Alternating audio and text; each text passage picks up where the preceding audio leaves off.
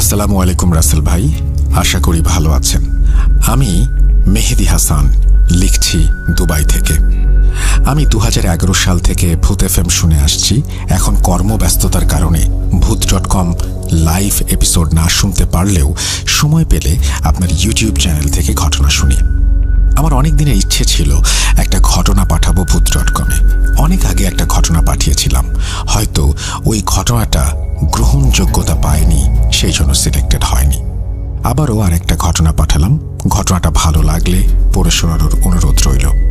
ঘটনা শুরু করার আগে ঘটনাটি কিভাবে কার কাছ থেকে সংগ্রহ করেছি সেটা বলি। আমি দুবাই আল নাহদা ওইখানে একটা বিলাসবহুল ভবনের নিরাপত্তা কর্মী বা ওয়াচম্যান হিসেবে দায়িত্বরত আছি। এখানে আমার বেশ কিছু দেশি বিদেশি বন্ধু রয়েছে। তার ভেতরে অন্যতম হচ্ছে চুকস একজন আফ্রিকান নাগরিক। ওর বাড়ি গাম্বিয়ার একটা উপকূল অঞ্চলে। সঙ্গত কারণে জায়গার নাম আমি বলছি না। চুকস আমার বয়সী 28 বা 29 বছর হবে। ওর দাদু বাগলার একজন নাম করা কবিরাজ। দাদুর বয়স বর্তমানে 90 বছর হবে। উনি যেহেতু একজন কবিরাজ, সেই জন্য ওনার অনেক অভিজ্ঞতা রয়েছে এসব বিষয়ে। গাম্বিয়াতে এক ধরনের নৃত্যের আয়োজন করা হয়, ওটাকে বলে কুম্প নৃত্য বা কুম্প নৃত্য। বিভিন্ন খড়খুঁটা দিয়ে ও তালগাছের পাতা দিয়ে বানানো বিশেষ এক কুম্প ঘন্টার পর ঘন্টা নৃত্য করে থাকে কোনো মানুষ ছাড়া। এই কাজগুলো ওখানকার কবিরাজরা করে থাকেন কালো জাদুর মাধ্যমে। তাছাড়া গ্রামে পাহারা দেওয়ার জন্য ওখানকার কবিরাজরা কাঠের তৈরি পুতুল বানান, এগুলোকে বলে জামবেটু। এই জামবেটুর ভেতরে পিশাচ বন্দি করে সেগুলো দিয়ে গ্রাম পাহারার কাজ করা হয়ে থাকে। আপনারা জানেন যে পুরো আফ্রিকা মহাদেশ জুড়ে ভয়ঙ্কর ভয়ঙ্কর কালো জাদুর চর্চা করা হয়। এই পাগলার দাদু তার কবিরাজি জীবনে অনেক ভয়ঙ্কর সাধনা করেছেন, অনেক বড় বড় জিনের মোকাবেলা করেছেন। তো আজকে আমি পাগলার দাদুর একটা ভয়ঙ্কর অভিজ্ঞতা এখানে শেয়ার করব, যেটা আমি চুকসের কাছ থেকে শুনেছি। তো চলুন ঘটনা শুরু করা যাক।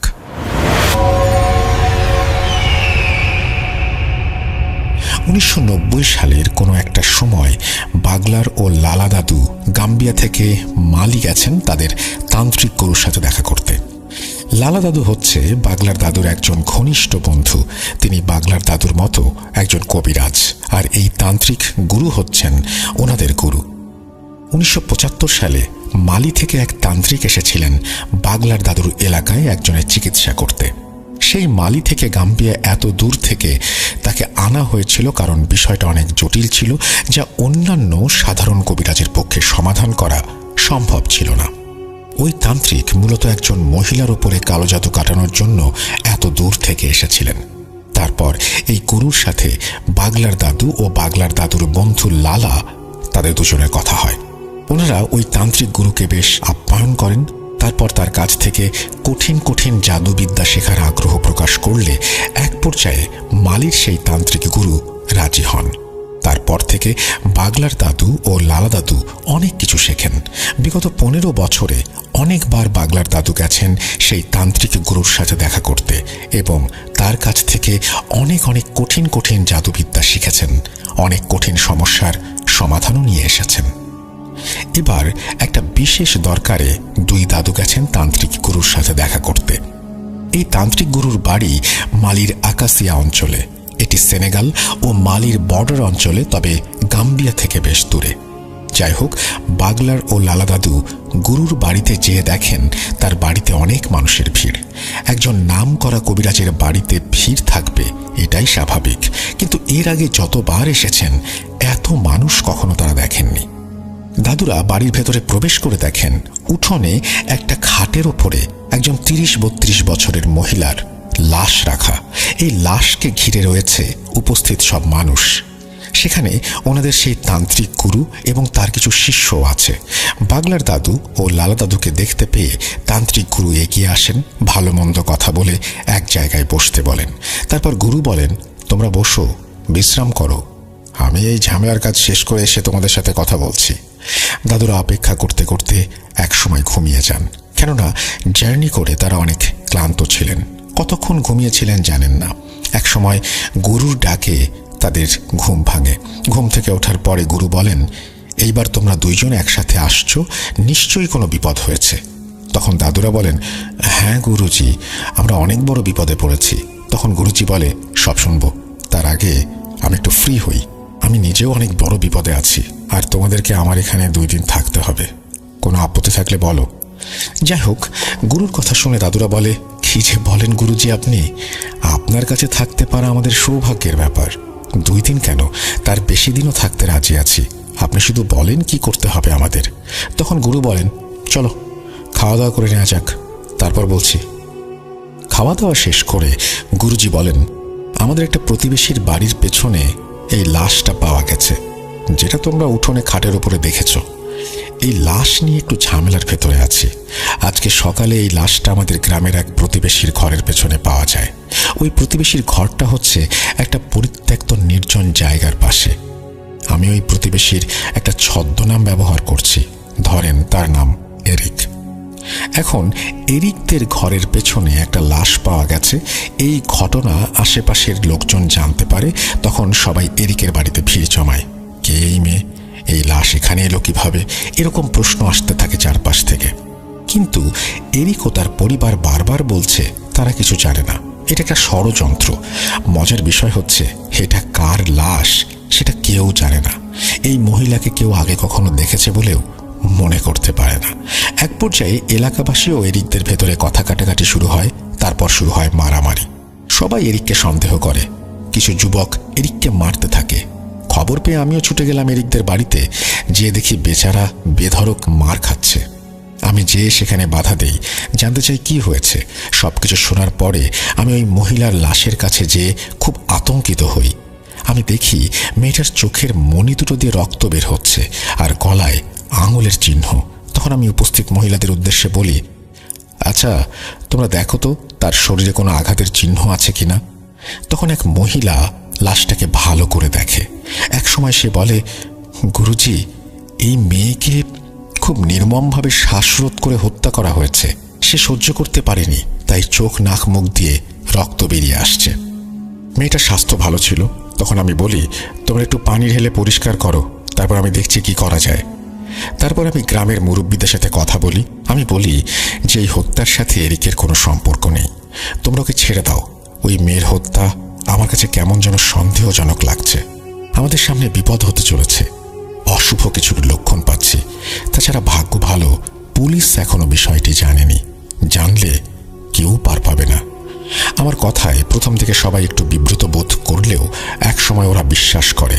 যাই হোক, তারপর গ্রামবাসী জানতে চায় এই হত্যার কারণ কি হতে পারে। আমি বলি, এটা এখন বলা যাচ্ছে না, তবে আমি আজকে রাতে আমার জাদুবিদ্যা প্রয়োগ করে জানার চেষ্টা করব আসলে কি ঘটনা ঘটেছিল। তোমরা যদি আমাকে বিশ্বাস করো তবে এই লাশটা আমার বাড়িতে পৌঁছে দাও।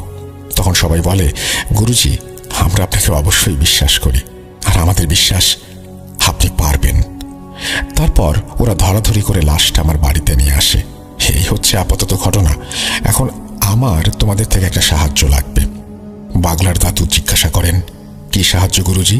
তখন গুরুজি বলেন, আজকে রাতে তোমাদের দুজনকে নিয়ে আমি একটা রিচুয়াল করতে চাই এই লাশের ওপরে।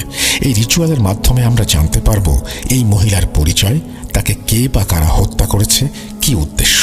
তখন লালা দাদু আর বাগলার দাদু বলে, এটা তো আত্মা ফেরানো জাদু। গুরুজি বলেন, হ্যাঁ, তোমরা ঠিকই বলেছ। এই জাদুর মাধ্যমে মৃত মানুষের ভেতরে আত্মা ফেরানো যায়, কিন্তু সেটা কিছু সময়ের জন্য। গুরুজি বলছেন, এটা আমি আমার ওস্তাদের কাছ থেকে শিখেছিলাম। আজ রাতে তোমাদের দুজনকে নিয়ে এই জাদু প্রয়োগ করব। এখন তোমরা বিশ্রাম করো, আমি যা যা প্রয়োজন সেগুলো ব্যবস্থা করে আসি।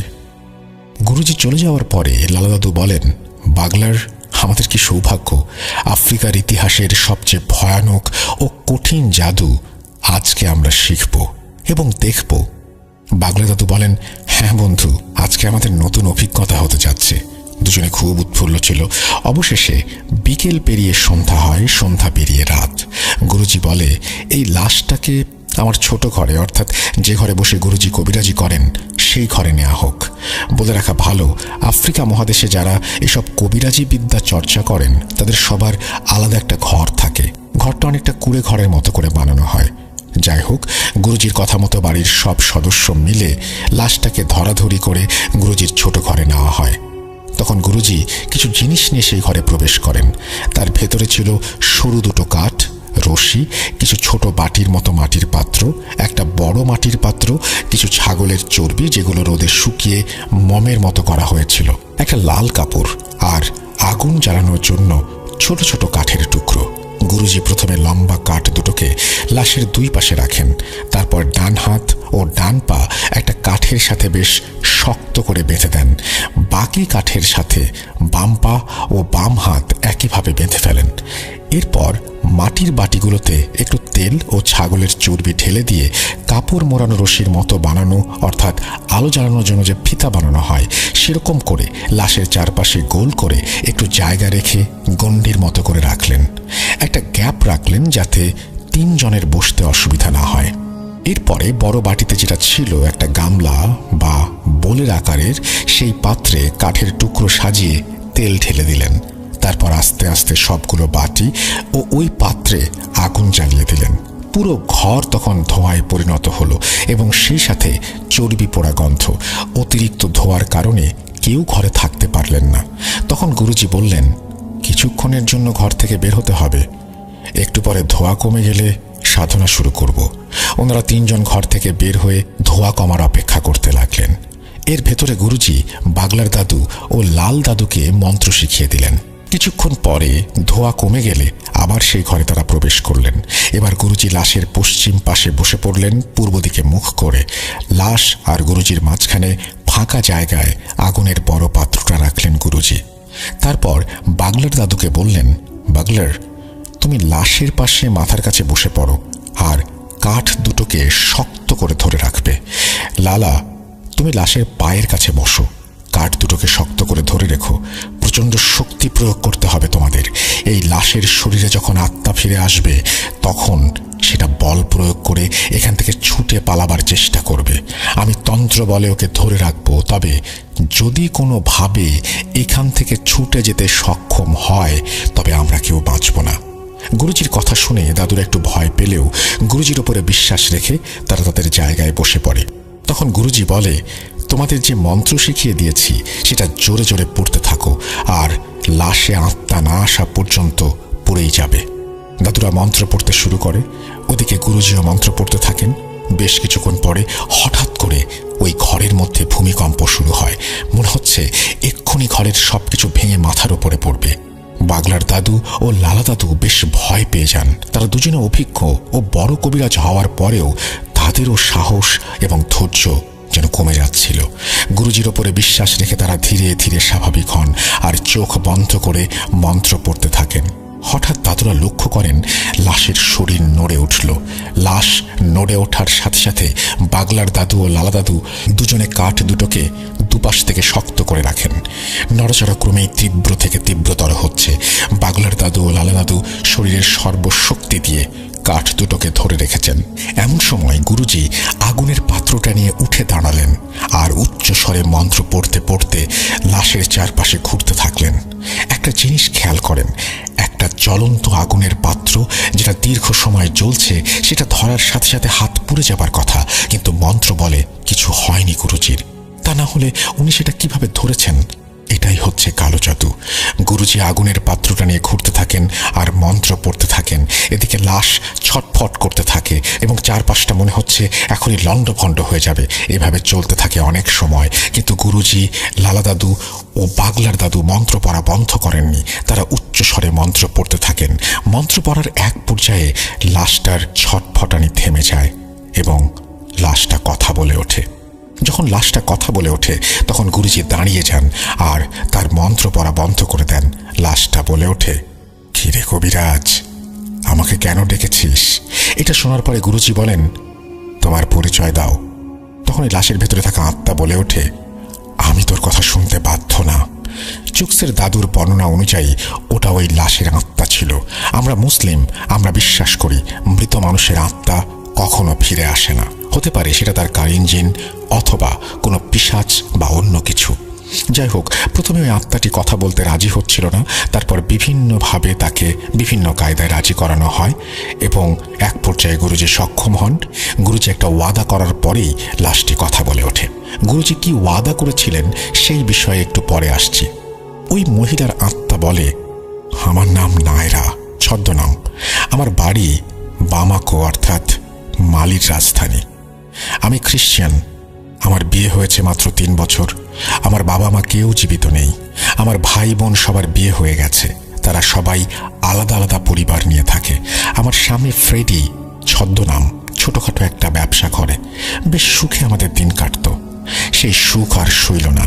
ফ্রেডি অন্য এক নারীর সাথে সম্পর্ক গড়ে তোলে আর আমাকে অবহেলা অবজ্ঞা করতে শুরু করে। এক পর্যায়ে আমি আমার স্বামীর নামে আমার ভাই বোন ও তার পরিবারের কাছে নালিশ করি। বিষয়টা আমার স্বামী অস্বীকার করে। তারপর তার এমন মিথ্যাচার আমি মেনে নিতে পারি না। আমাদের বাড়িতে আমাদের ভেতরে তুমুল ঝগড়া হয় এবং এক পর্যায়ে আমি তাকে ডিভোর্স দেওয়ার সিদ্ধান্ত নেই আর তাকে জানিয়ে দেই আমি আদালতে দাঁড়াবো তার বিরুদ্ধে। এটা শোনার পরে সে কিছুটা স্বাভাবিক হয়। তারপর তার পরিবার ও আমার পরিবার সবার কাছে সে প্রতিজ্ঞা করে সবকিছু ঠিক হয়ে যাবে। এরপর বেশ কিছুদিন আমার স্বামী আমার সাথে খুব ভালো ব্যবহার করে। তার এমন পরিবর্তন দেখে আমি বেশ খুশি হই। এর প্রায় 1 মাস পরে আমার স্বামী ফ্রেডি আমাকে বলে, তোমাকে নিয়ে অনেক দিন কোথাও ঘুরতে যাওয়া হয় না, চলো কোথাও ঘুরে আসি।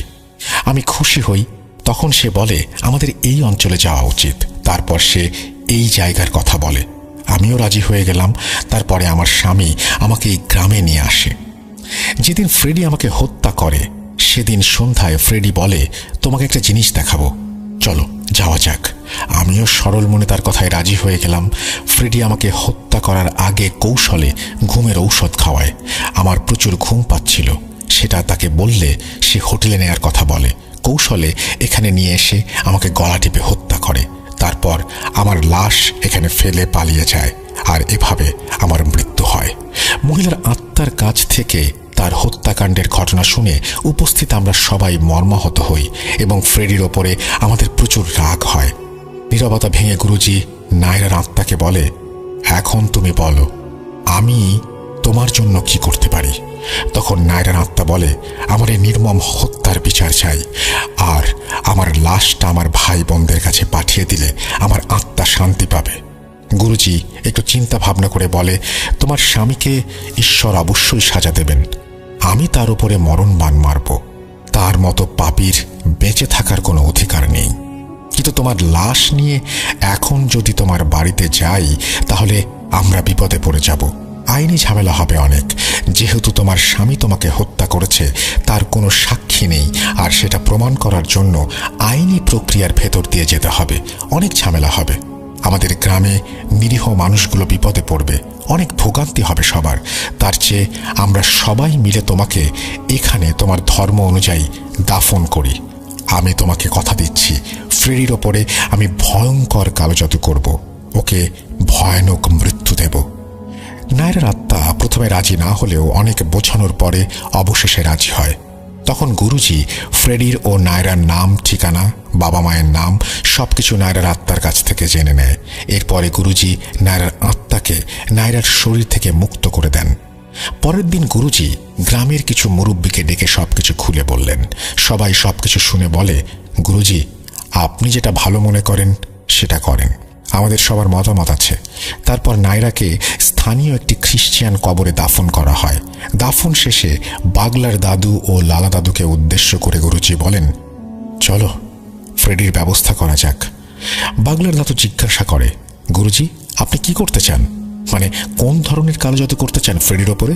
তখন গুরুজি বলে, আমি ওর ওপরে এমন কালো জাদু করব ও শুধু মৃত্যু কামনা করবে, কিন্তু কমপক্ষে 20 দিনের আগে ওর মৃত্যু হবে না। বাগলার দাদু আবার জিজ্ঞাসা করে, এটা কি জাদু? তখন গুরুজি বলেন, আমি ওর উপরে এমন মরণ বাণ মারব তাতে ওর প্রচণ্ড মাথা ব্যথা হবে, সেই সাথে চোখও ব্যথা হবে। মাথা ব্যথা, চোখ ব্যথায় ও কিছু খেতে পারবে না, ঘুমোতে পারবে না। দুনিয়ার কোনো ডাক্তার কবিরাজ ওকে ভালো করতে পারবে না। আমি সেই ব্যবস্থা করব। এভাবে ছটফট করতে করতে একদিন ও মারা যাবে। এটা হবে ওর শাস্তি। তারপর গুরুজি ফ্রেডির ওপরে বাণ মারেন। বাণ কিভাবে মারা হয়েছে সেটা চোখ জানতে পারেনি আর এই ঘটনার মূল বিষয়ও সেটি নয়। এখন ঘটনার মূল পার্ট শুরু করব। এটা বর্ণনা করার আগে একটু বলে রাখি, এমন ঘটনা আমি অন্তত কখনো শুনিনি। এটা আমার জীবনের সম্পূর্ণ ভিন্ন একটা অভিজ্ঞতা, যেমনটা আমি শুনেছি বা জেনেছি। যাই হোক, সব ঝামেলা শেষ করে গুরুজি বাগলার দাদু ও লালা দাদুর উদ্দেশ্যে বলে, তোমরা তো দেখলে কত বড় বিপদের ভেতরে ছিলাম, আর সেই জন্য তোমাদের কাছ থেকে ভালো করে জানতে পারছিলাম না তোমাদের আসার উদ্দেশ্য কি। এখন বলো কি সমস্যা। তখন বাগলার দাদু বলেন, গুরুজি, আমাদের গ্রাম পাহারা দেওয়ার জন্য আমরা যে জানবেটু ব্যবহার করি, বেশ কিছুদিন ধরে সেই জানবেটুগুলো খুঁজে পাচ্ছি না। ওই জানবেটুর ভেতরে থাকা জিনগুলোকে অনেক ডেকেও হাজির করতে পারছি না। আমি আর লালা অনেক চেষ্টা করেছি জানবেটুর পাহারার জিনগুলোকে হাজির করতে, কিন্তু ব্যর্থ হয়েছি। আর আমাদের যে সকল বার্তাবাহক বা মুকবির জিন আছে, ওদের কাছে জিজ্ঞাসা করেছে জানবেটুর সম্পর্কে, কিন্তু ওরা কোনো খবর দিতে পারেনি। ওরা শুধু এতটুকু বলেছে, এই অঞ্চলে শয়তানের ছায়া দেখতে পাচ্ছি। এর বেশি কিছু আর বলতে পারেনি। আপনি নিশ্চয়ই জানেন জানবেটু আসলে কি।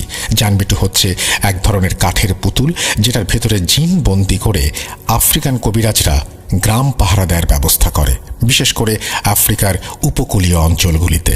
যাই হোক, গুরুজি জিজ্ঞাসা করে, তোমাদের জানবেটুগুলো নিখোঁজ কতদিন থেকে? তখন দাদুরা বলে, তা প্রায় 10 দিন হবে। আমাদের অন্যান্য জিনেরা যখন বলল এই গ্রামের শয়তানের ছায়া দেখতে পাচ্ছি, তখন আমরা খুব চিন্তায় পড়ে যাই। আর এই শয়তান কে বা কারা, কেন আমাদের জানবেটুগুলোকে আক্রমণ করলো, আর কি উদ্দেশ্য নিয়ে তারা এখানে এসেছে, এইটা জানার অনেক চেষ্টা করেছি, কিন্তু ব্যর্থ হয়েছি। আমাদের অনুগত যত জিন আছে, কেউ কোনো সঠিক তথ্য দিতে পারেনি। এরা শুধু এতটুকু বলেছে এই গ্রামে শয়তানি কর্মকাণ্ড করা হচ্ছে, তবে সেটা খুব গোপনে। এই শয়তানগুলো কোনো উদ্দেশ্য নিয়ে এখানে আসছে, আমাদের জিন সেটা বলতে পারেনি। তারা অনেক চেষ্টা করেও কোনো খবর সংগ্রহ করতে পারেনি। জানবেটুগুলো যেহেতু সবসময় এলাকা পাহারা দেওয়ার কাজ করে, তাই ওরা সর্বপ্রথম ওই জানবেটুর ভেতরে থাকা জিনগুলোকে হত্যা করেছে অথবা বন্দি করে নিয়ে গেছে। এর ভেতরে দুটো ঘটনা ঘটে গেছে, যে ঘটনা দুটো নিয়ে পুরো গ্রামের মানুষ আতঙ্কিত। গুরুজি জিজ্ঞেস করলেন, কি সেই ঘটনা? বাগলা দাদু বললেন, জানবেটুগুলো নিখোঁজ হবার 2 দিন পরে আমাদের গ্রামের একটা ছেলে জিয়ান কাজ শেষ করে নদীর পাড় দিয়ে বাড়ি ফিরছিল। এক জায়গায় এসে জিয়ান দেখতে পায় একটু দূরে দুটো অবয়ব দাঁড়িয়ে আছে। এটা দেখে জিয়ান খুব অবাক হয়। জিয়ান আস্তে আস্তে এগোতে থাকে। একটু কাছে আসার পরে জিয়ান বুঝতে পারে ওই অবয়ব দুটো আসলে দুটো মানুষ। তারা কালো কাপড় পরা আর নদীর ভেতরে ঠিক হাঁটু পানিতে দাঁড়িয়ে আছে। আবছা আলোয় জিয়ান লক্ষ্য করে লোক দুটোর হাত দুটোয় দুটো পাত্র দেখা যাচ্ছে। তারা পাত্র দুটো ধরে ওখানে দাঁড়িয়ে আছে। জিয়ান মনে মনে ভাবে, এই লোক দুটো কে, আর তারা এই হাঁটু পানির মধ্যে দাঁড়িয়ে কি করছে? চোর না তো আবার? জিয়ান বুদ্ধি করে নদীর পাড়ে থাকা একটা গাছের আড়ালে লুকিয়ে পড়ে আর উঁকি মেরে দেখতে থাকে আসল ঘটনা কি ঘটেছে। জিয়ান দেখে লোক দুটো অজানা ভাষায় কিছু পড়ল, তারপর পাত্রের ভেতরে থাকা তরল কোনো একটা জিনিস নদীর পানিতে ঢেলে দিল। জিয়ান বুঝতে পারে এরা কোনো সাধারণ মানুষ না, এরা নিশ্চয়ই কোনো কবিরাজ বা তান্ত্রিক। জিয়ান লক্ষ্য করে ওই তরল জাতীয় জিনিস যখনই পানিতে ঢেলেছে, তখনই ওই জায়গার পানি পাক খেতে শুরু করেছে। তখন ওই কবিরাজ দুটো নদী থেকে কিনারায় উঠে ওই গাছের দিকে আসতে থাকে, যেই গাছের পেছনে জিয়ান লুকিয়েছিল। লোক দুটোকে তার দিকে আসতে দেখে জিয়ান প্রচণ্ড ভয় পায়। তখন সে মনে মনে আল্লাহকে ডাকতে শুরু করে। জিয়ান মুসলিম ছিল, সে তার জানা যত দোয়া আছে সব পড়তে থাকে আর মনে মনে আল্লাহকে বলে, হে আল্লাহ, আমার উপরে রহমত করো, লোক দুটোর হাত থেকে আমাকে রক্ষা করো। এক সময় লোক দুটো জিয়ানের অনেকটা কাছে এসে নদীর দিকে মুখ করে দাঁড়িয়ে থাকে। ওদিকে জিয়ান খেয়াল করে নদীর ভেতরে পাক ক্রমেই বেড়ে চলেছে, আর সেই পাকের ভেতর থেকে উঠে আসে বিশাল একটা কচ্ছপ। এত বড় কচ্ছপ জিয়ান আগে কখনো দেখেনি। আকারে সেটা একটা মানুষের থেকে দ্বিগুণ হবে আর উচ্চতায় মানুষের সমান।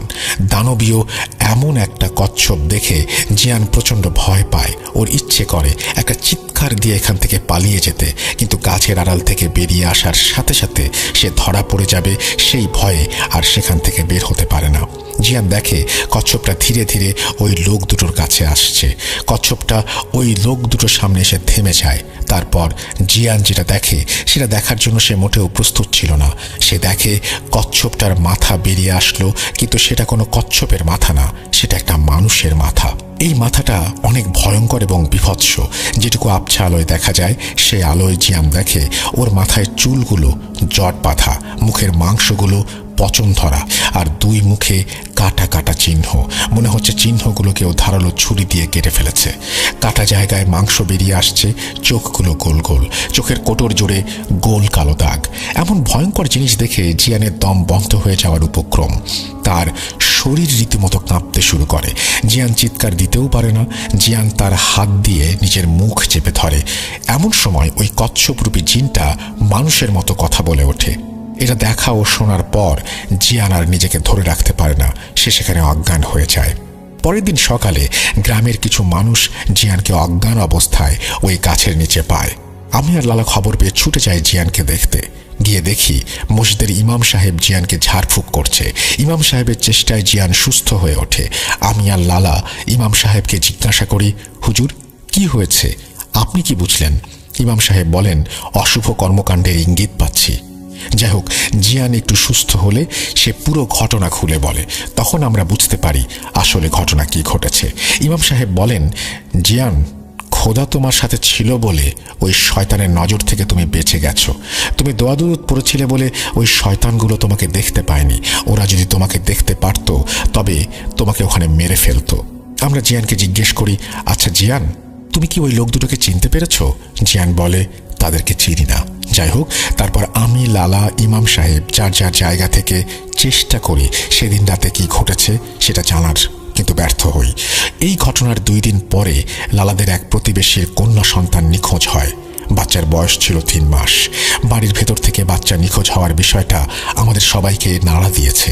আমরা সবাই বুঝতে পারছি খুব ভয়ানক কিছুর আবির্ভাব হয়েছে আমাদের এলাকায়। এই রহস্য উদ্ঘাটন ও তার সমাধান করার মতো ক্ষমতা আমাদের এখনো হয়নি। এই জন্য গুরুজি আমাদের এত দূর থেকে আপনার কাছে আসা। কিছু একটা করুন। সবকিছু শুনে গুরুজি বলেন, আচ্ছা, আমি দেখছি কি করা যায়। আজ গভীর রাতে আমি আমার শক্তিশালী এক জাদুকরী মুখবির জিনকে পাঠাবো তোমাদের এলাকায় তথ্য সংগ্রহ করার জন্য। তখন বাগলার দাদু বলে, গুরুজি, আমাদের সকল মুখবির জিন ফেল করেছে, আপনার জিন কি পারবে? তখন গুরুজি মুচকি হেসে বলে, বাগলার, ও হচ্ছে সেই জিন যে স্বয়ং শয়তানের করা মায়াজাল কাটাতে সক্ষম। তোমরা চিন্তা করো না, যাও বিশ্রাম করো, আমি আগে দেখি ওখানে কি হচ্ছে। সেদিন রাতেই গুরুজি আসনে বসেন। আমরা দুজন শুয়ে পড়ি। ভোরে গুরুজির ডাকে আমাদের ঘুম ভাঙে। তখন গুরুজি বলে, বাগলার, তোমরা তৈরি হয়ে নাও, আমাদের এক্ষুনি বেরোতে হবে। বাগলা দাদু জিজ্ঞাসা করে, গুরুজি, আমরা এখন কোথায় যাচ্ছি? গুরুজি বলেন, কোথায় আবার? তোমাদের এলাকায়। শয়তানের সাথে মোকাবেলা করতে হবে না? গুরুজি আমাদের সাথে যাচ্ছেন শুনে আমি আর লালা তো দারুণ খুশি। তখন গুরুজি বলেন, বাগলার, এই কবিরাজি জীবনে অনেক কিছু দেখেছি, অনেক কিছু শুনেছি। আমার গুরু যিনি ছিলেন উনি আমাকে সবসময় একটা কথা বলতেন, যদি শয়তানের সাথে লড়াই করতে করতে মৃত্যু হয় তবে সেই মৃত্যুতে ঈশ্বর খুশি হন। শয়তানের কাছে কখনো মাথা নত করবে না। এই বৃদ্ধ বয়সে এসে এমন একটা সুযোগ আমি পেয়ে যাব ভাবতে পারিনি।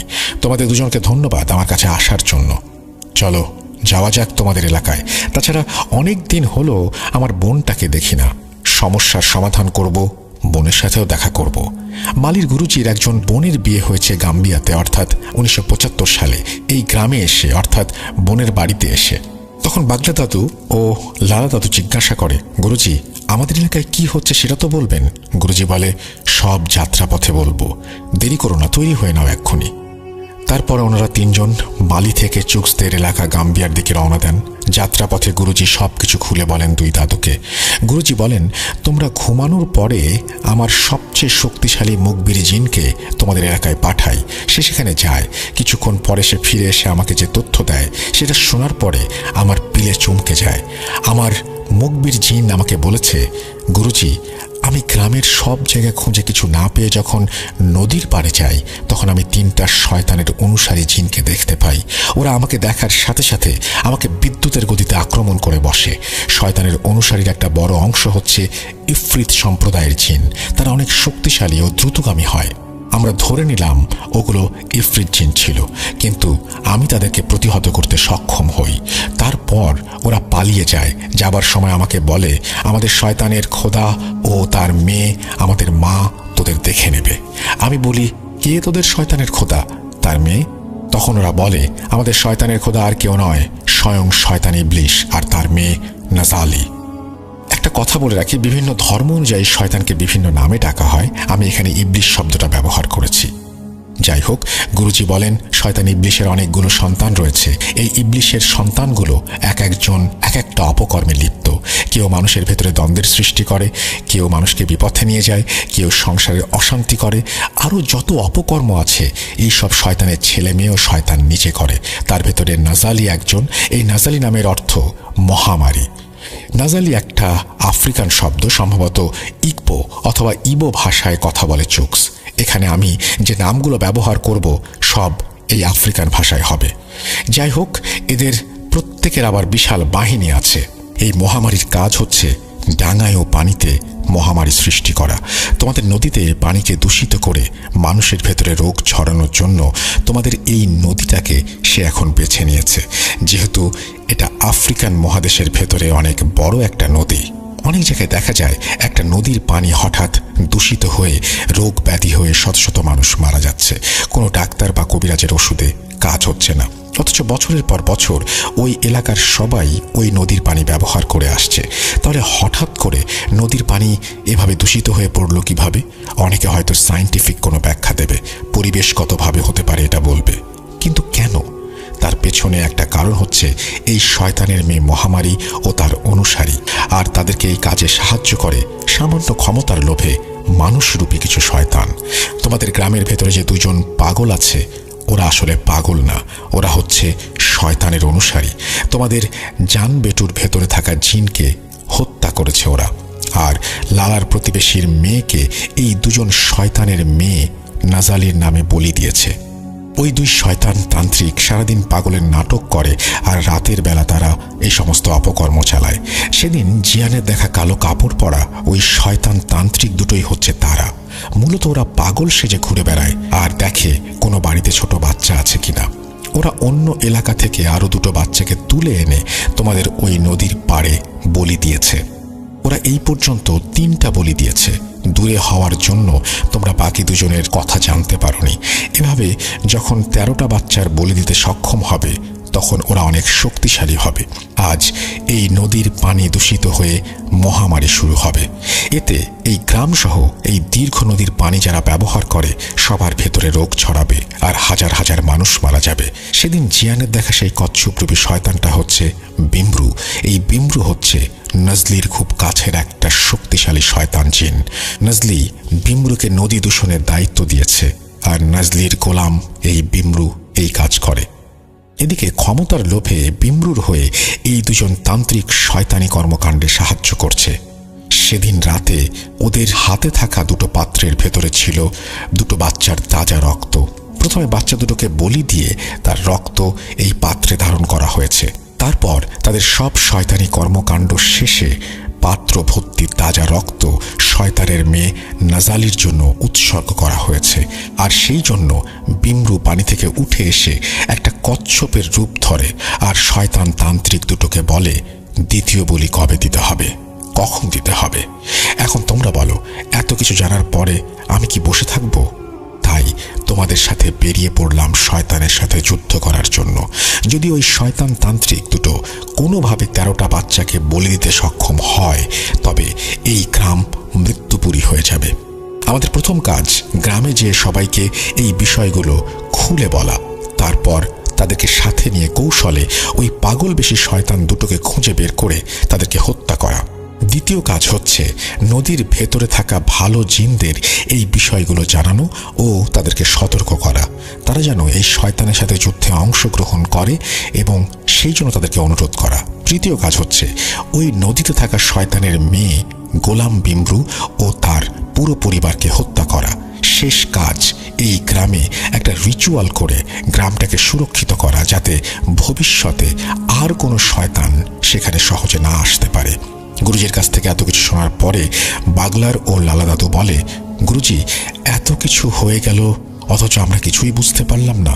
গুরুজি মুচকি হেসে বলেন, তোমরা কেবল শিখছ, তোমাদের এখনো অনেক কিছু অজানা আছে, তবে তোমরা একদিন আমার থেকেও বড় কবিরাজ হবে। যাই হোক, অনেক লম্বা জার্নি করে অবশেষে গুরুজিকে নিয়ে বাগলার দাদু ও লালা দাদু তাদের গ্রামে পৌঁছালেন। সবাই যখন খবর পায় গুরুজি এসেছেন, তখন গ্রামের সবাই ছুটে আসে গুরুজিকে দেখতে, কেননা গুরুজি হচ্ছে এই গ্রামের আত্মীয়। বেশ কয়েকবার এই গ্রামে উনি এসেছেন। তাছাড়া উনি এখানে আসার পরে অনেকের অনেক জটিল সমস্যার সমাধান করেছেন। এই জন্য গুরুজি অনেক পরিচিত ও সুনামও আছে। গুরুজি প্রথমে তার বোনের বাড়িতে ওঠে এবং গ্রামের মোড়ল ও সম্মানিত যত লোক আছে সবাইকে খবর দিতে বলে। খবর পেয়ে সবাই চলে আসে গুরুজির কাছে। তখন গুরুজি বাগলার দাদু, লালা দাদু ওই গ্রামের সব মোড়ল শ্রেণীর লোকদের নিয়ে একটা বৈঠক করে। সবাইকে সবকিছু খুলে বলা হয়, আর কি কি করতে হবে সেটাও বলে দেয়া হয়। বৈঠক শেষে গ্রামের কিছু যুবক ছেলেদের নিয়ে দুটো দল গঠন করা হয়, আর এই দুটো দলকে দায়িত্ব দেওয়া হয় যেখান থেকে যেভাবেই হোক পাগল দুটোকে ধরে নিয়ে আসতে হবে জীবিত। কাজটা খুব সাবধানে করতে হবে, কেউ যেন সেদিকে খেয়াল রাখতে না পারে। তারপর তাদেরকে একটা নির্জন জায়গার কথা বলা হয় যেখানে ওদেরকে ধরে নিয়ে আসতে হবে। মুরব্বীর কথা মতো দল দুটি বেরিয়ে পড়ে, আর কিছুক্ষণ পরে তারা সেই দুই পাগলকে ধরে গ্রামের সেই ফাঁকা জায়গায় নিয়ে আসে। তারপর তাদের কাছ থেকে কিছু জিনিসপত্র পাওয়া যায়। এই জিনিসগুলো মূলত তন্ত্র সাধনার সময় কাজে লাগে। তবে তাদের কাছে একটা বই পাওয়া যায়। উপস্থিত সবাই বইটা দেখে ধরে নেন এটা একটা জাদুবিদ্যার বই, কারণ বইয়ের ভেতরে অদ্ভুত সব শয়তানি ছবি আর ভিন্ন ভাষায় লেখা বইটি। ওরা কোনো কথা বলে না। গুরুজি যখন এই বইটি হাতে নিয়েছেন, এক নজর দেখেই সেটা তিনি ছুঁড়ে ফেলে দেন। গুরুজি বলেন, আমার হাত অপবিত্র হয়ে গেল। এটা কিসের বই তোমরা জানো? উপস্থিত সবাই বলে, না। তখন গুরুজি বলে, এটা হচ্ছে কোডেক্স গিগাস, অর্থাৎ শয়তানের বাইবেল। আরে এরা তো মানুষ নয়, এরা শয়তানের ধর্ম গ্রহণ করেছে। ওরা যে কত নিষ্পাপ বাচ্চাকে শয়তানের নামে বলি দিয়েছে সেটা সৃষ্টিকর্তা ভালো জানেন। সময় নষ্ট না করে ওদেরকে জিন্দা আগুনে পুড়িয়ে মেরে ফেলো। গুরুজির কথা মতো ওদের শরীরে পেট্রোল ঢেলে আগুন জ্বালিয়ে দেয়া হয়। ওরা মরার আগে শুধু একটা কথা বলে, আমাদের শয়তানের খোদা তোমাদের শাস্তি দেবে। ওই দুজনের কাছ থেকে অনেক কিছু জিজ্ঞাসা করা হয়েছিল মরার আগে, যেমন তোমরা কতদিন ধরে এই শয়তানি কর্মকাণ্ডে লিপ্ত, কোথা থেকে এসেছো, ইত্যাদি ইত্যাদি। কিন্তু ওরা নাকি কোনো কথার উত্তর দেয়নি। যাই হোক, শয়তান দুটোকে আগুনে জ্বালিয়ে দেওয়া হয়, সেই সাথে ওই শয়তানি কিতাবও আগুনে পুড়িয়ে ফেলা হয়। গুরুজি বলেন, ওদের হাড় ও ছাই থাকবে সব একটা গর্তে, এবং সেই গর্ত মাটিতে ভরাট করে দেবে। তারপর গুরুজি বলে, বাগলার ও লালা, আজ রাতে তোমরা আমার সাথে ওই নদীর পাড়ে যাবে যেখানে জিয়ান ওই কচ্ছপটা দেখেছিল। আর নদীর পাড়ে যাবার আগে একটা কাজ করতে হবে, 7টা গাভীর দুধ দহন করতে হবে, একটা পাত্রে করে নিয়ে আসতে হবে সেটাকে, আর শক্ত করে দুটো লাঠির ব্যবস্থা করতে হবে। গুরুজির কথা মতো 7টা গরুর দুধ এক পাত্রে সংগ্রহ করা হয়, আর শক্ত দুটো লাঠি। তারপর পাত্রটি গুরুজির হাতে দেয়া হয়। গুরুজি বলেন, এবার চলো নদীর পাড়ে যাওয়া যাক। বাগলার দাদু ও লালা দাদুকে সাথে নিয়ে গুরুজি নদীর সেই জায়গায় যান যেখানে সেই শয়তানটিকে দেখা গিয়েছিল। তারপর গুরুজি বলেন, তোমাদের হাতের লাঠি দুটো আমাকে দাও। লাঠি দুটো নিয়ে গুরুজি মন্ত্র পড়ে তাতে ফু দেন। তারপর গুরুজি বলেন, আমি এখন নদীর ভেতরে যাব, আর আমি যাওয়ার পরে তোমরা দুজন লাঠি হাতে করে দাঁড়িয়ে থাকবে। এখানে কেউ আসার চেষ্টা করবে, কিন্তু যখনই দেখবে তোমাদের হাতে এই মন্ত্র পড়া লাঠি, তখন কেউ আর এখানে আসতে পারবে না। আমি পানি নিচে যাওয়ার পরে কিছু শয়তান পানির ভেতর থেকে ওপরে আসার চেষ্টা করবে, কিন্তু উঠতে পারবে না। আমি পানির ভেতরে শয়তানদের দেখে নেব, আর ওপরের শয়তানদের তোমরা দেখে রাখো। তোমরা যদি বুঝতে পারো কেউ তোমাদের কাছে এসেছে, তখন সৃষ্টিকর্তার নাম নেবে এবং জোরে করে তাকে আঘাত করবে। তারপর দেখবে শয়তান কেমন লেজ গুটিয়ে পালায়। গুরুজির কথা শুনে বাগলার ও লালা দাদু বলে, গুরুজি, আপনি কোনো চিন্তা করবেন না, আমরা আছি এখানে, আপনার কোনো চিন্তা নেই, আপনি যান। তারপর গুরুজি নদীর পানিতে নেমে পড়েন, মানে একদম কিনারায় যেখান থেকে পানি শুরু। তারপর মন্ত্র পড়ে ওই দুধের পাত্রে ফু দিতে থাকেন। তারপর দুধ ভর্তি পাত্রটি পানিতে ডুবিয়ে দেন। তার কিছু সেকেন্ডের ভেতরেই গুরুজির সামনে পাক খাওয়া শুরু হয় এবং ফাঁকা হয়ে যায়।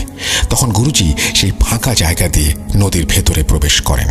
ডাঙায় বাগলার ও লালা দাদু লাঠি হাতে দাঁড়িয়ে সব দেখছেন। গুরুজি চলে যাওয়ার পরে শুরু হয় বন্য সব জীবজন্তুর ভয়ঙ্কর হুঙ্কার। চারপাশ জুড়ে যত সব ভয়ঙ্কর জন্তু জানোয়ার গর্জন করতে থাকে। বাগলা দাদু লক্ষ্য করে নদীর পাড়ে গাছপালার ভেতর থেকে অনেক জোড়া চোখ ওদের দিকে ভয়ঙ্কর দৃষ্টিতে তাকিয়ে আছে। এই দৃশ্য দেখে মোটামুটি ভয় পেলেও দুজনের একজনও ওই জায়গা থেকে এক চুলো নড়েনি। প্রায় 1 ঘন্টা পরে নদীতে আবারও পাক শুরু হয়, আর আগের মতো পাকের জায়গাটা ফাঁকা হয়ে যায়। এদিকে পাক শুরু হওয়ার সাথে সাথে আশেপাশে সব হুঙ্কার গর্জন থেমে যায়। তার কিছুক্ষণ পরে গুরুজি সেইখান থেকে উঠে ডাঙায় চলে আসে। গুরুজি ডাঙায় আসার পরে বাগলার ও লালাদাদু লক্ষ্য করে গুরুজি একটুও পানিতে ভেজেনি। গুরুজির জামা কাপড় সম্পূর্ণ শুকনো। এটা দেখে দুজনে খুব অবাক হয়। যাই হোক, গুরুজিকে দেখে দাদুরা জিজ্ঞাসা করে, গুরুজি আপনি ঠিক আছেন? গুরুজি বলে, হ্যাঁ আমি ঠিক আছি।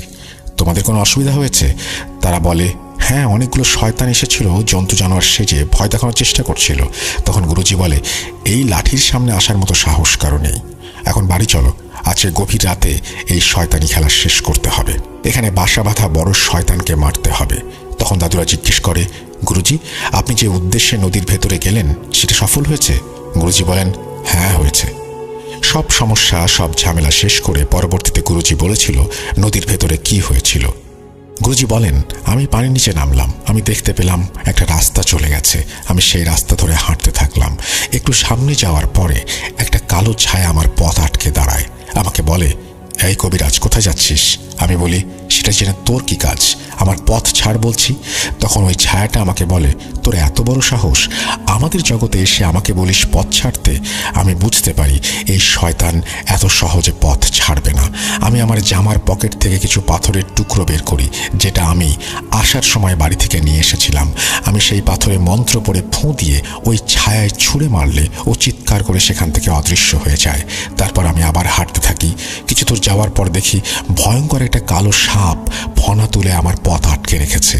অনেক বড় একটা সাপ, 3টি মাথা একসাথে ফনা ধরে আছে। আমি সেদিকে দাঁড়াতেই 3 মাথা একসাথে নড়ে ওঠে। 3 জন মানুষ যদি একসাথে একই কথা বলে তাহলে যেমন শোনা যাবে, ঠিক সেই রকমভাবেই 3টি মাথা মানুষের মতো করে কথা বলে ওঠে। ওরা বলে, এই কবিরাজ থাম, তুই এখানে যে উদ্দেশ্যে আসছিস সেটা হবে না। প্রাণে বাঁচতে চাইলে ফেরত যা। তখন আমি একটা পাথর দিয়ে ওই সাপের দিকে ছুঁড়ে মারি, সেটা অদৃশ্য হয়ে যায়। তারপর কিছুক্ষণ হাঁটার পরে একটা বিশাল প্রাসাদ দেখতে পাই। আমি বুঝতে পারি এটাই পানির নিচে থাকা জিন সর্দারের বাড়ি। আমি গেটের কাছে যাওয়ার সাথে সাথে দুজন আমাকে দেখে বলল, গুরুজি আপনি একা এসেছেন?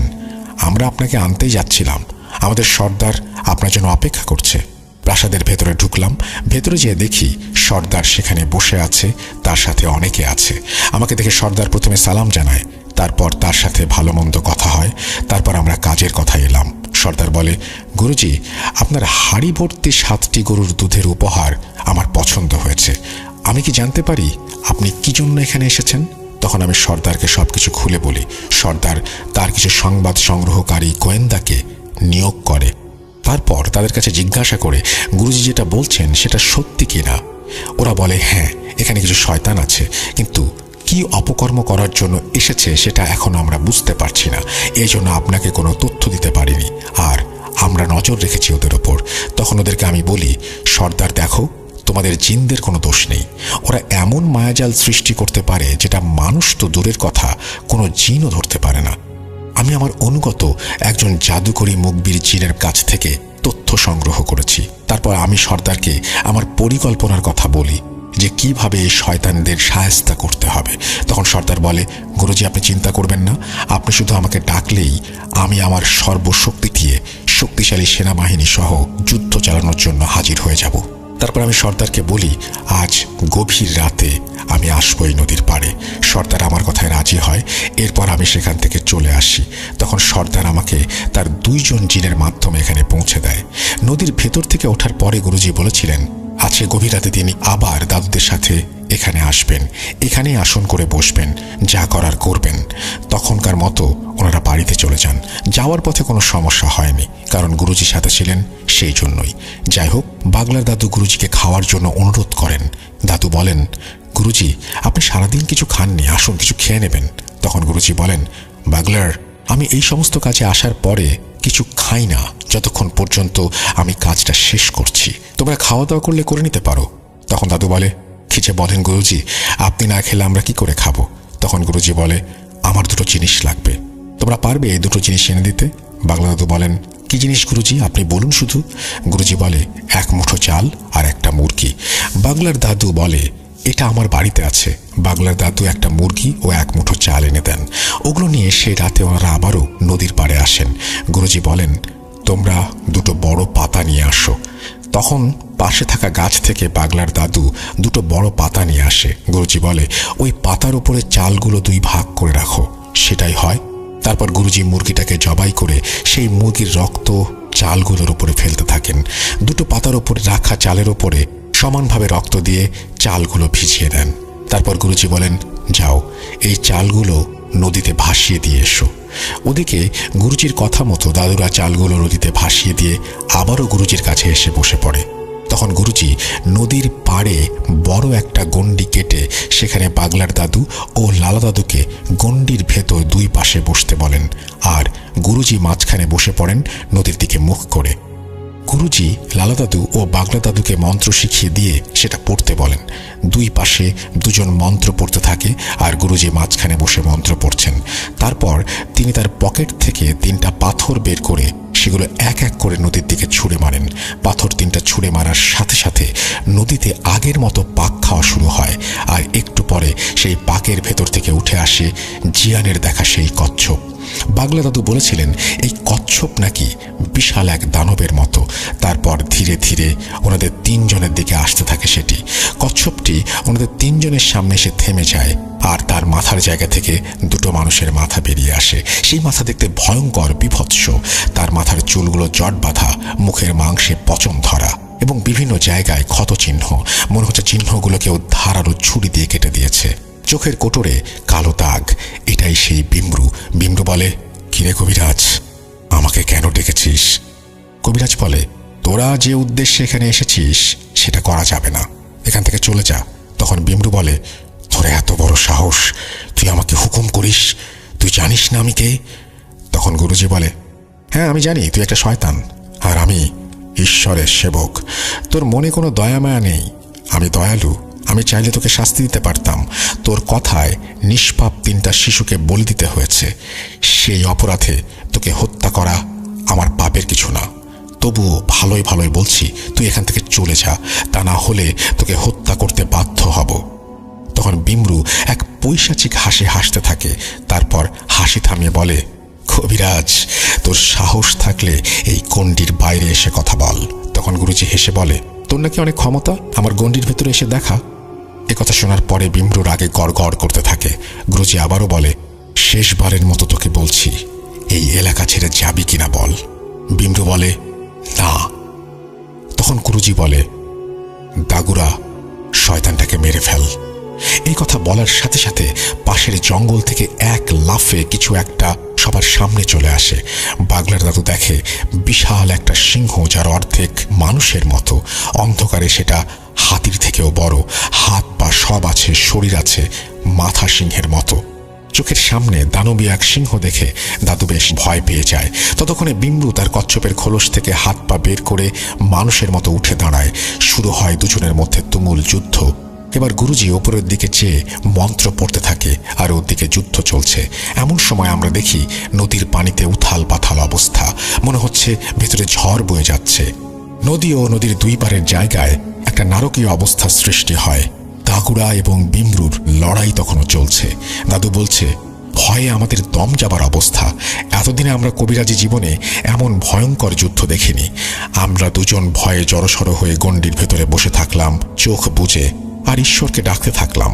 2 জনের ভেতরে সমানে যুদ্ধ চলছে। হঠাৎ কোথা থেকে একই রকমের আরও একটা সিংহ হাজির হয় আর ঝাঁপিয়ে পড়ে বিমরুর ওপরে। এবার ওরা 2 জনে বিমরুকে ভালো মতো ধরে ফেলে। তারপর ওরা প্রথমে বিমরুর শরীর থেকে মাথা আলাদা করে, এরপর পুরো শরীর টেনে ছিঁড়ে টুকরো টুকরো করে ফেলে। বিমরু শেষ। তারপর ওই সিংহ 2টো এক লাফে নদীর ভেতরে চলে যায়। ওরা নদীর ভিতরে যাওয়ার সাথে সাথে নদীর পানি আরো ভয়ঙ্করভাবে অশান্ত হয়ে পড়ে। এদিকে গুরুজি মন্ত্র পড়ে যাচ্ছে, যুদ্ধ চলে প্রায় ঘন্টার মতো। তারপর সব স্বাভাবিক। এদিকে গুরুজি বেহুশ হয়ে মাটিতে পড়ে যায়। গুরুজি মাটিতে পড়ে যাওয়ার পরে আমরা বেশ আতঙ্কিত হয়ে গুরুজিকে ধরে ফেলি। আমরা ভীষণ ঘাবড়ে যাই, কারণ গুরুজির বয়স হয়েছে, উনি মারা গেলেন না তো, এই ভেবে আমাদের বুক কেঁপে ওঠে। আমরা বুঝতে পারি গুরুজি মারা যাননি, উনি বেহুশ হয়েছেন। এমন সময় এক লাফে নদীর ভেতর থেকে সিংহরূপী দাগুরা ও তার সঙ্গী ডাঙায় অর্থাৎ আমাদের সামনে এসে দাঁড়ায়। আমরা ভীষণ ভয় পেয়ে যাই। এরকম দানবীয় জিন এত কাছে। আমরা লক্ষ্য করি ওদের দুজনের হাতে অনেকগুলো মরা গুই সাপ। তখন ওদের ভেতর থেকে একজন বলে, সব শয়তানগুলোকে হত্যা করা হয়েছে, এখন গুরুজিকে নিয়ে তোমরা বাড়ি চলে যাও। ভোরের আলো ফোটার সাথে সাথে গুরুজির জ্ঞান ফিরে আসবে, ভয়ের কিছু নেই। এই বলে ওরা ওখান থেকে অদৃশ্য হয়ে যায়। আমরা গুরুজিকে ধরাধরি করে বাড়ি নিয়ে আসি, ভোরের জন্য অপেক্ষা করি। অবশেষে ভোরের আলো ফুটতেই গুরুজির জ্ঞান ফিরে আসে। সব কিছু স্বাভাবিক হলে গুরুজি গোসল করেন। তারপর আমরা সবাই গোসল করে একসাথে খাওয়া দাওয়া করি।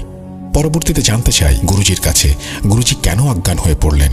গুরুজি এক ভয়ঙ্কর তথ্য দেন, যেটা শুনে আমরা ভীষণ ভয় পেয়ে যাই এবং অবাক হই। আসলে সেই রাতে কি হয়েছিল যেটা দাদুর এখনো অজানা রয়ে গেছে। এখন বলছি সেই ঘটনা, তবে তার আগে চলে যাই সেই রাতে, যে রাতে গুরুজি তার সংবাদ সংগ্রহকারী জিনকে পাঠালেন এখানে কি কি হচ্ছে সেটা দেখার জন্য।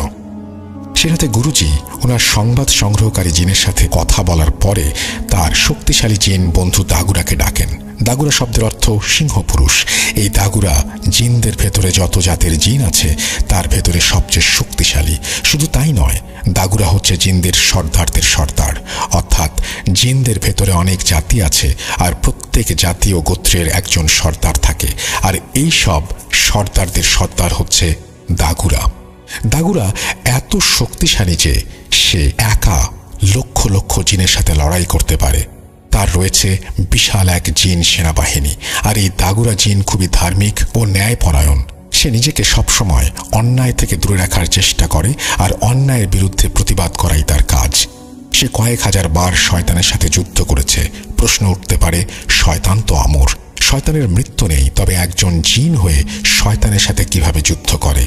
হ্যাঁ, শয়তানের মৃত্যু নেই, তবে শয়তান কখনো সরাসরি প্র্যাকটিক্যালি কোনো কিছু করতে পারে না। এই যেমন মানুষ বলি দেয়া, হত্যা করা, মহামারী ছড়ানো ইত্যাদি ইত্যাদি। শয়তান যেটা করতে পারে সে পরামর্শ দিতে পারে এবং মানুষ এবং জিনকে ধোঁকা দিতে পারে। শয়তান এই ধরনের কর্মকাণ্ডগুলো পরিচালনা করে মাত্র, সেগুলো মানুষের দ্বারাই কার্যকরী হয়। এই বিমরু হচ্ছে অনেক শক্তিশালী, ধূর্ত, চালাক ও নিষ্ঠুর শ্রেণীর ইফরিত জিন। সে প্রায় 2000 বছর ধরে শয়তানের সান্নিধ্যে থেকে বিভিন্ন সময়ে বিভিন্ন অপকর্মে লিপ্ত ছিল। সে সমুদ্রের তলদেশ থেকে তার শয়তানি আখড়া গেড়ে বসে, আর বহুদিন ধরে এই সমুদ্র পথে চলার সময় অনেক জাহাজ সে ডুবিয়ে দিয়েছে আর জাহাজে থাকা নাবিকদের হত্যা করেছে। এভাবে সে হাজার হাজার মানুষের প্রাণ নিয়েছে। আপনারা হয়তো দ্য ডেভিল সির নাম শুনেছেন। এই যে ডেভিল সি, যেখানে রহস্যজনকভাবে জাহাজ হারিয়ে যায়, পানিতে ডুবে যায়, আরও অনেক কিছু আছে যেগুলো বর্ণনা করে ঘটনাকে আর বড় করতে চাই না। তবে এই বিম্র চরিত্র ও পূর্বের কার্যকলাপের সাথে ডেভিল সির কোনো যোগসূত্র থাকতে পারে। যাই হোক, এই নদীতে আসার আগে শয়তানের মেয়ে নাজালির সাথে তার সাক্ষাৎ হয়। নাজালি তার কাজে সন্তুষ্ট হয়ে তাকে একটা দায়িত্ব দেয়। তখন নাজালি বিম্রুকে বলে, যাও, মানুষের ভেতরে মহামারী ছড়িয়ে দাও, হাজার হাজার নিষ্পাপ লোকের প্রাণ নিয়ে নাও। মূলত নাজালি তাকে এখানে পাঠিয়েছে মহামারী ছড়ানোর জন্য। একবার সেই কাজে সফলতা অর্জন করতে পারলে রোগ ব্যাধিতে আক্রান্ত হয়ে হাজার হাজার মানুষের জীবন চলে যাবে। এতে শয়তানের মেয়ে খুশি হয়ে আরও তাকে শক্তিশালী করে দেবে।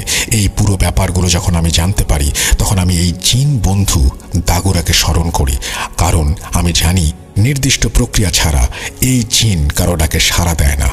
যাই হোক, সেটাতে আমার ডাকে সাড়া দিয়ে দাগুরা হাজির হয়। তারপর আমি তাকে সবকিছু খুলে বলি। শুনে দাগুরা প্রচণ্ড রেগে যায় আর বলে, আগামীকাল সেখানে যাও, আমি সব সময় তোমার সাথে থাকব আর সময় মতো আমি তাকে হত্যা করব।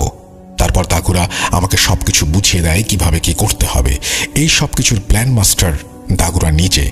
একজনকে সহজে হত্যা করা যায় না, তাকে ভালো হওয়ার সুযোগ দিতে হয়, তার পাপের প্রায়শ্চিত্ত করার সুযোগ দিতে হয়।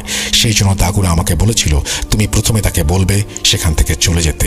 আমি জানি সে যেতে চাইবে না, তারপরও তুমি সেটা বলবে। সে যখন অস্বীকার করবে তখন শুধু আমাকে ডাক দেবে, আমি প্রস্তুত থাকব বিমরুর সাথে যুদ্ধ করার জন্য। তারপরের ঘটনা তোমরা সবাই দেখেছো, অনেক কিছুই দেখেছো, আবার অনেক কিছু দেখতে পারোনি। বাগলার দাদু জিজ্ঞেস করলো, গুরুজি আমরা কি দেখিনি? তখন গুরুজি বলে, আমরা যখন মুরগিটি জবাই করে রক্তের সাথে চাল মিশিয়ে নদীতে ভাসিয়ে দিলাম, এটা ছিল রিচুয়ালের একটা অংশ। মূলত সেখান থেকেই শুরু হয় যুদ্ধের প্রস্তুতি। ওদিকে পানির সর্দার বুঝতে পারে সময় এসে গেছে যুদ্ধের। সে তার সেনাবাহিনী নিয়ে প্রস্তুত হচ্ছিল। যখন বিমরু আমাদের সামনে আসে, ঠিক তখন দাগুরা তার সেনাবাহিনী নিয়ে আকাশে লুকিয়েছিল। দাগুরা তার সেনাপতিকে দায়িত্ব দিয়ে নিজে জমিনে নেমে আসে বিমরুর সাথে লড়াই করার জন্য। তোমরা কি জানো, যুদ্ধ শুধু ডাঙা এবং পানিতে হয়নি, যুদ্ধ আকাশেও হয়েছে। বিমরুর বিপদ বুঝতে পেরে হাজার হাজার শয়তানের অনুসারীরা এসেছিল বিমরুকে বাঁচানোর জন্য এবং তার হয়ে যুদ্ধ করার জন্য। কিন্তু ততক্ষণে আমি মন্ত্র বলে একটা বলয় সৃষ্টি করি। সেই বলয় ভেদ করে ওই শয়তানগুলো নিচে আসতে পারেনি। আমি এমন কঠিন ও লম্বা লম্বা মন্ত্র পাঠ করেছি, যা পাঠ করতে আমার নিঃশ্বাস বন্ধ হয়ে যাচ্ছিল। শয়তানগুলো ওপর থেকে আমার উপরে প্রভাব বিস্তার করার চেষ্টা করছিল। আর যদি একবার আমি ভুল করতাম আর আমার এই বলয় ভেঙে যেত, তবে আমরা সবাই মারা যেতাম। ওই শয়তানগুলো নিচে নেমে আসতে সক্ষম হতো আমার মন্ত্র বলে, এবং দাগুরার সেনাপতি ও তার সৈন্যবাহিনীর আক্রমণের ওপরে শয়তান জিনগুলো ওখানেই মারা যায়। আমি চেয়ে চেয়ে দেখেছি আর মন্ত্র পড়েছি। দাগুরার সেনাপতি যখন দেখে দাগুরা একা পেরে উঠছে না বিমরুর সাথে, তখন সে তার সৈন্যদের ওখানে দায়িত্ব দিয়ে দাগুরার কাছে চলে আসে। আর এই দুজনের শক্তির কাছে বিমরু পরাজিত হয়। বিমরুকে হত্যা করার পরে দাগুরা এবং তার সেনাপতি চলে যায় নদীর ভেতরে বাকি শয়তানগুলোকে হত্যা করার জন্য। তারপর আমি অজ্ঞান হয়ে যাই। অবশ্য ততক্ষণে সব শয়তানগুলোকে হত্যা করা হয়ে গেছে। তবে দুঃখের বিষয় এটা, এই যুদ্ধে পানির নিচে থাকা বেশ কিছু ভালো জিন ও দাগুরার কিছু সৈন্য নিহত হয়েছে। আর এভাবেই একটা ভয়ঙ্কর শয়তানি বাহিনীকে দাগুরা এবং পানির নিচের সর্দার পরাস্ত করে এবং তাদের সবাইকে মেরে ফেলতে সক্ষম হয় দাগুরা এবং সেনাবাহিনীর হাতে। তোমরা যে গুই সাপগুলো দেখেছো, ওগুলো সব মৃত শয়তানের অনুসারী। তো এটাই ছিল মূল ঘটনা, যার অনেক কিছু তোমরা জানো না। গুরুজির কাছে সবকিছু শোনার পরে দাদুরা বেশ অবাক হন এবং গুরুজির অনেক প্রশংসা করতে থাকেন। আর দাদুরা দুঃখ প্রকাশ করেন সেই সমস্ত জিনদের জন্য যাদের রক্ষা করা সম্ভব হয়নি। এরপর গুরুজি এই গ্রামটা পুরোপুরি বন্ধ করে দেন। সেবার গুরুজি 4-5 দিন ছিলেন তার বোনের বাড়ি। আপ্যায়নের কোনো কমতি ছিল না তার। গ্রামের প্রত্যেকটা মানুষ গুরুজির কাছে কৃতজ্ঞ। গুরুজির এই 4-5 দিনে বাগলার দাদুরা অনেক কিছু শেখেন গুরুজির কাছ থেকে। এরপরেও বেশ কয়েকবার বাগলার দাদু গেছেন গুরুজির বাড়ি। তবে এটাই ছিল গুরুজির শেষবারের মতো আসা মালি থেকে গাম্বিয়া। গুরুজি এখন আর জীবিত নেই, তবে গাম্বিয়ার প্রবীণদের কাছে গুরুজি এখনো এক মহানায়ক। ওনার মতো কবিরাজ আফ্রিকা মহাদেশে খুব কম ছিল।